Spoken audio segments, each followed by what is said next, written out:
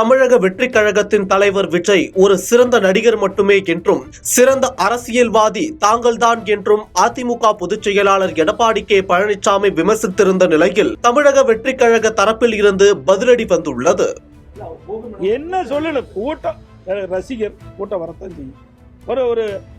அவர் சிறந்த நடிகர், அது எந்த மாற்று கருத்தும் கிடையாது. ஆனா சிறந்த அரசியல்வாதி நாங்க தான், மக்களுக்கு சேவை செய்தோம்னா நாங்க தான். சேலம் மாவட்டம் ஓமலூரில் செய்தியாளர்களை சந்தித்த இபிஎஸ் விஜயை கடுமையாக சாடியுள்ளார். குறிப்பாக தவேகா தலைவர் விஜய் சிறந்த நடிகர், ஆனால் அதிமுக தான் அரசியலில் சிறந்தது என்றும், கரூர் பிரச்சனைக்கு அதிமுக நேரில் சென்று ஆறுதல் கூறியது.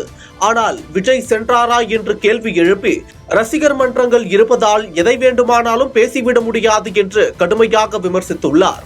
தற்போது இந்த பேச்சுக்கு பதிலடி கொடுக்கும் விதமாக தவேகா பரப்புரை செயலாளர் நாஞ்சில் சம்பத் எடப்பாடி கே பழனிசாமியை கடுமையாக சாடியுள்ளார். இது குறித்து அவர் வெளியிட்ட பதிவில், மக்கள் திலகம் புரட்சி தலைவர் பொன்மனச்செம்மல் எம்ஜிஆர் அவர்களின் தொண்டர்கள் எங்கிருந்து வந்தார்கள், அதே புள்ளியில்தான் பூத்திருக்கிறது இன்றைய வெற்றி படை.